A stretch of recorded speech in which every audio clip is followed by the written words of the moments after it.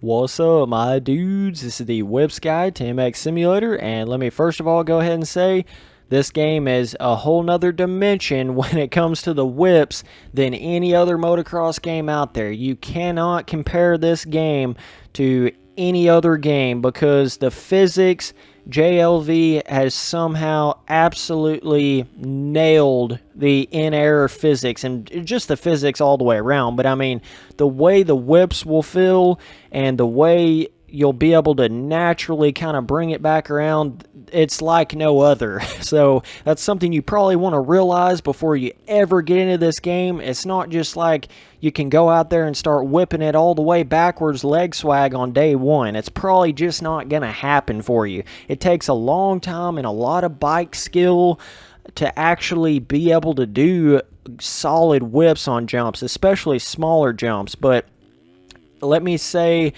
as well at first, if you don't have your stability on 0 or your advanced stability to an equivalent of 0 raw stability, then you are not having the maximum amount of whip potential because you've got some level of stability there where it's not allowing you to turn the bike as sharp. So always keep that in mind as well. But that's something where it takes a long time just to get to the point where you can even ride with a low level of stability or a low equivalent level of raw stability with your advanced stability. So one big tip is you want to start on bigger jumps whenever you're whipping it. I don't know why that is. That's kind of backwards from the way you would think, but it's so much harder to whip on smaller jumps in this game. I don't know why, but it seems like when you're on a bigger jump, even if you're not that good at whipping,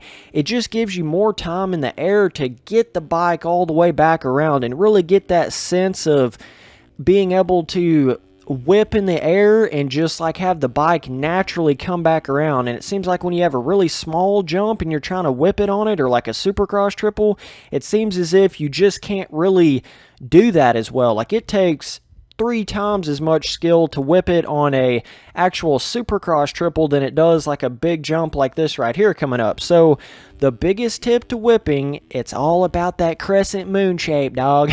That's what you're trying to do over the jump face, and it's identical to how it is to whip in real life. It is just, it's so similar, it's scary. I mean, it really is. Like, if you're wanting to, let's just say, whip the back end out to the right, you're going to go left, right, left, up the jump face. So you're going to make a quick little, if you notice, it's going to be hard to see because I'm doing this in like a pause, play-by-play moment here, but what you're doing is you're making a crescent moon shape up the face of the jump. So you're going to arc it just a little bit to the left, and then you're going to go right up the actual jump face. You know, you're arcing it left right at the base of the jump before you actually, like right when it starts to go up the jump face just a little bit. Then you would go back to the right, and then you would swing it back to the left again on the actual face of the jump, okay?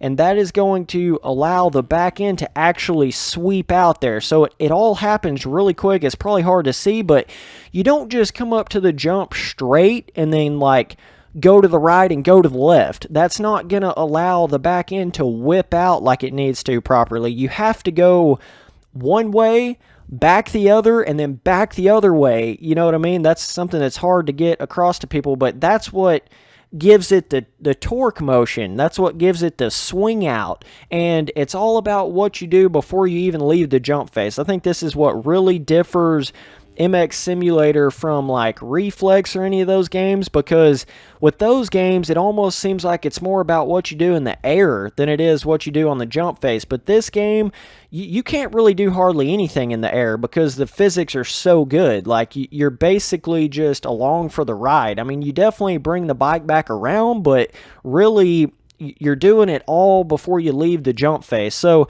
you see the bike turn just a little bit right here. You seen how I just arced it to the left slightly, okay? And then I start going back to the right, okay, up the face. You see that? And then now I'm carving it to the left again at the top.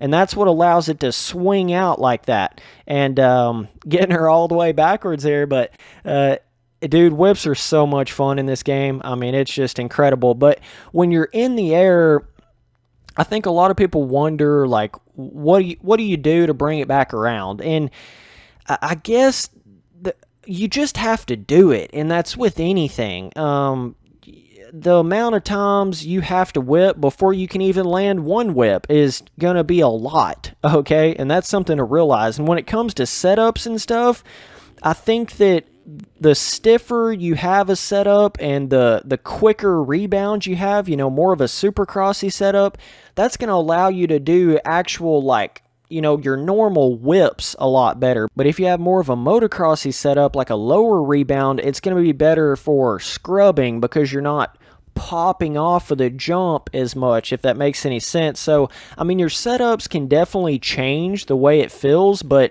nothing's going to change as much as, lowering your stability. I mean, nothing is going to, if you have 100 stability, you're not going to be able to whip the bike, period, because you can't turn the bike, So that's a big thing to always keep in mind. But the cool thing about this game is, it seems like every time you come off of that jump face, you have a different feeling with the bike.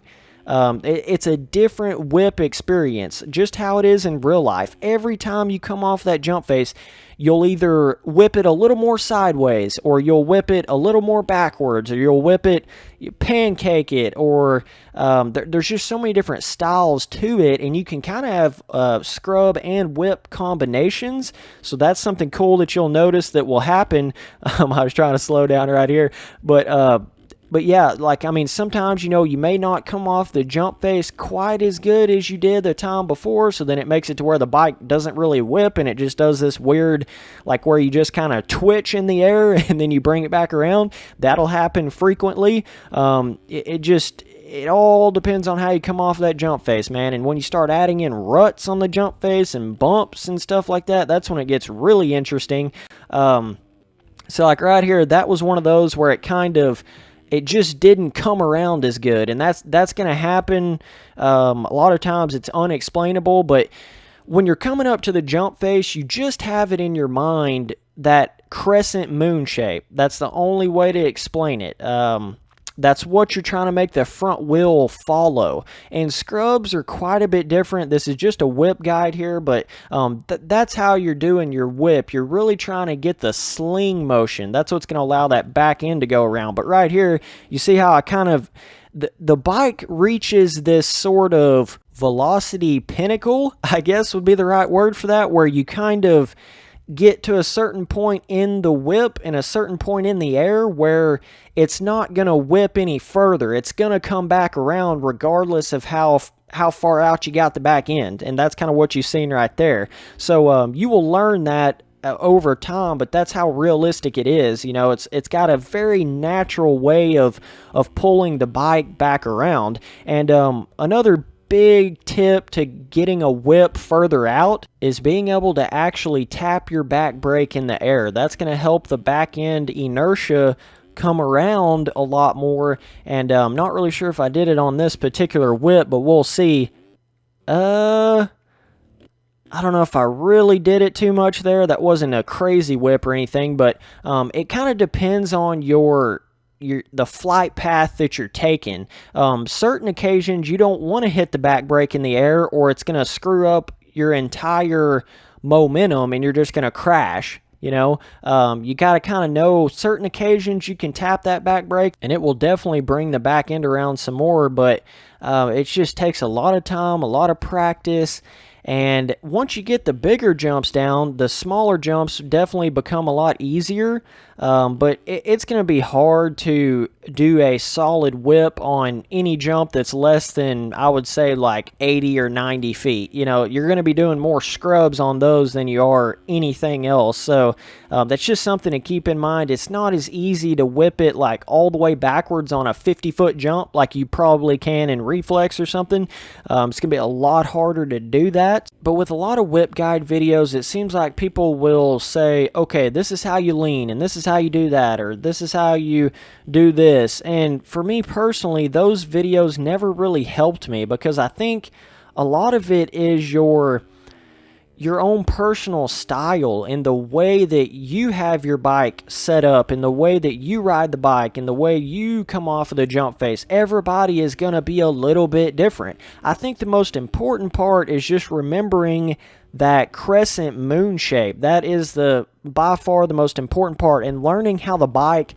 reacts when you do that on the jump face, I think, is also very important. As far as the leaning aspect of it, I can't even really tell you, because it all happens so fast, number one, and number two, especially whenever I go to any other motocross game, especially other simulator motocross games, and I try to whip, it's like the most confusing thing ever, because I don't think there's a right way to do it or a wrong way to do it, because when you talk about setups and advanced abilities especially, it just changes. You can have every variation imaginable of how the bike turns and how the rider reacts on the bike with the rider mass distribution and all that stuff. So you just got to do it over and over and over. But as long as you keep that crescent moon shape in your mind, you'll be set to go. And if you practice on Big Daddy jumps like this right here, you'll be rocking on. So hey dudes, I just wanted to let you know that there is a link in the description to donate to me if you want to support me, and if you can't or you just don't want to, I totally understand. That's why it's completely optional, but I will be listing my top 10 donators at the end of every single future video, and I will shout out every new donator at the end of a video, even if they're not top 10. So that's something kind of new that I'm going to be doing there. But let me first of all go ahead and shout out all of my OG donators that never really got their spotlight, and let me just say up front that I apologize for any of the names that I know I'm going to butcher here, but we have Alexandre Ouimet, $29.77. I appreciate it, man. We've got Leroy Van Kruistum for $15. Thanks, dog. We got Jamie Rowe for $10. Thank you. We have Kameron Landry for $5. I appreciate it. We got Daryen Crawford. I remember you from way back in the day for $3. Thank you. We have William Seim for $3. I also remember you from back in the day. I appreciate it. We got Robert Bengtson for $3. Thank you, dude. We have Julian Schulze for $2. I appreciate it, dog. We got Jakob Hubbard for $2. Thank you, man. That's so awesome. We have Schrute for $1. My homeboy from way back in the day. I'm pretty sure that was my first donation ever. I remember you, and that was the coolest thing ever, but I appreciate it. So I want to let you guys know that I have all of my different playlists on my front page, whether it be game-specific playlist or series-specific playlist. So if you're looking for any particular game or particular series that you want to watch, I have it all laid out there in a pretty organized manner on my front page. And my email address is spencerturley@live.com, no space, no capital. And I do accept sponsorship offers. And you guys should also follow me on Twitter, Snapchat, Instagram, Facebook, PlayStation Network, Xbox Live, Steam, all that different stuff at Spencer Turley, no space, no capital.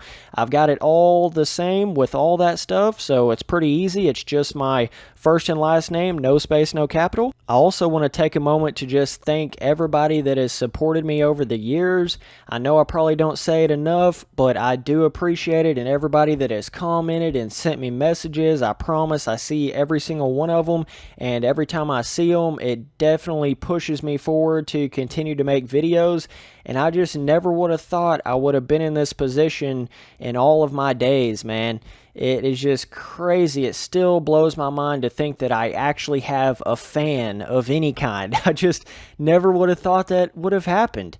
It is just the coolest thing that has ever happened in my entire life, and I'm going to try to continue to do it for as long as I can. So anyways, I appreciate you guys watching the videos. Later, dudes.